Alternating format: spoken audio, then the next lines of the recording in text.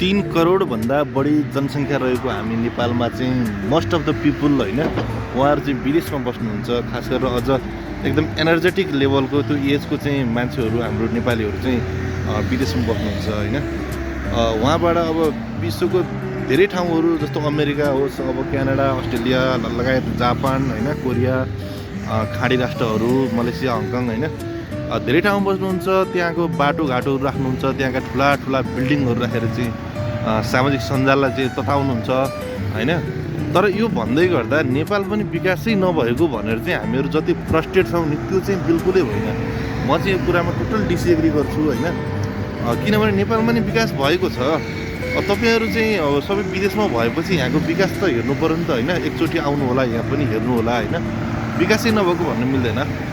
यो लेभलको बाटोघाटोहरू हुनु भनेको आफैमा राम्रो कुरा हो होइन। अब त्यो भएर चाहिँ नेपाल विकासै भएन, नेपालमा केही हुँदैन भन्ने किसिमको जुन एउटा चाहिँ हाम्रो न्यारेटिभहरू चाहिँ सिर्जना भएको छ नि अहिले हालसालका केही वर्षहरू यता, त्यो भने बिल्कुलै गलत हो होइन। तपाईँहरूको पनि देशमा ठुलो योगदान रहेको छ। विदेशमा रहेका दाजुभाइहरूको रेमिटेन्सबाटै अब चाहिँ मुलुक चाहिँ अहिले अर्थतन्त्र चलेको छ। तर पनि यति धेरै फ्रस्ट्रेट हुनुपर्ने आवश्यक छैन। तर नेपालमै भएका दाजुभाइहरूलाई पनि म के चाहिँ भन्न चाहन्छु भने तपाईँहरूले खालि भन्नुहुन्छ विदेशको त्यो अब सामाजिक सञ्जालहरू हेर्नुहुन्छ होइन, त्यहाँको चाहिँ बाटोघाटोहरू, ठुला बिल्डिङहरू होइन, अब चाहिँ त्यो भौतिक पूर्वाधार देखेर चाहिँ लाग्छ तपाईँहरूलाई नेपालमा त केही छैन भन्नुहुन्छ। तर वास्तवमा तपाईँहरू आफ्नो घर छोडेर बाहिर निस्किनु भएको छैन कि। एकपल्ट हेर्नुपर्छ होइन, अगाडि सबै कुराहरू हेरेर बुझ्नुपर्छ र त्यसपछि तपाईँ तुलना गर्नुहोस्।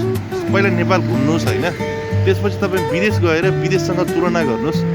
ठिक छ, नेपाल विदेशको तुलनामा धेरै तल नै छ, तर चाहिँ हामीले सोचे जस्तो फ्रस्ट्रेसन लेभलमै हुने गरेर चाहिँ विकासै नभएको, एकदमै लिस्ट डेभलप भएको भन्ने चाहिँ त्यो न्यारेटिभ चाहिँ तपाईँहरूले हटाउनुहुन्छ। पहिला चाहिँ आफूले त्यो कुरालाई कम्पेरिजन गर्नु होला होइन। अब त्यही भन्न चाहन्छु। अहिलेलाई यति नै, हस्त, धन्यवाद।